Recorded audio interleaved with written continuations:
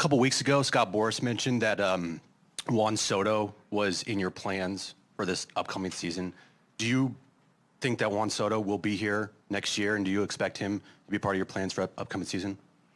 Yeah, I think Juan Soto's a player like that's always in your plans. I think obviously that's the off season will we'll get to the next couple of weeks and continue conversations with Scott, Juan, and kind of get a sense of where he's at for what it means down the road for San Diego in terms of a contract, and then also we understand the value of Juan playing for us next year on a contract year. So having his bat in the lineup is important.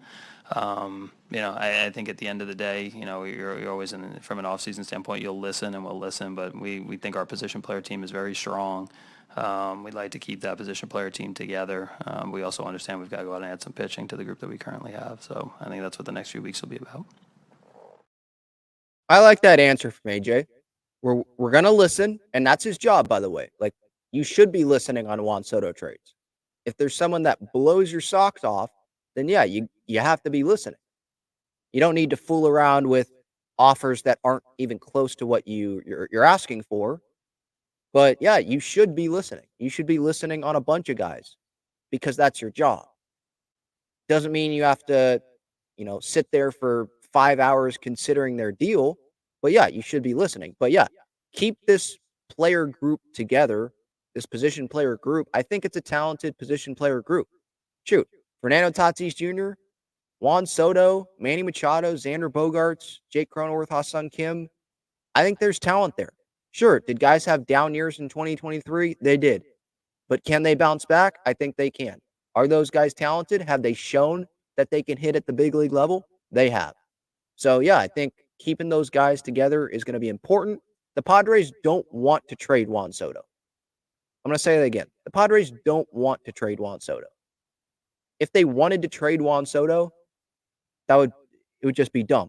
And they should find new jobs because it doesn't make sense to want to trade a guy as talented as Juan Soto.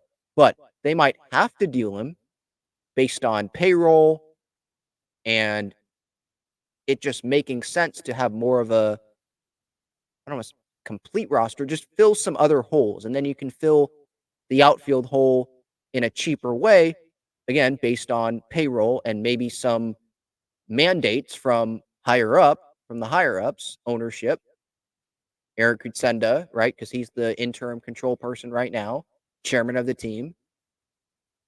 They don't want to trade Juan, but they might have to. So that's why we're going to be having those conversations this offseason. But yeah, I think you want to keep that position player group together, but you do have to listen on some of these guys because there could be a team that comes along that offers you a deal where it's like, it might make sense because of reasons A, B, and C. Maybe they have players that are young, controllable, that can help you now and in the future. Those can help fill holes that you have at a cheaper price, which would make sense. You can save some money not having Juan Soto's contract. Maybe you get a piece back that you can replace Juan Soto with. You don't feel like you can sign someone like Soto long term, and so it might make sense. But no, this Padres team, they don't want to trade Juan Soto because I think they want to try to go win it all in 2024, and Juan Soto helps you win baseball games. I don't think that's a hot take.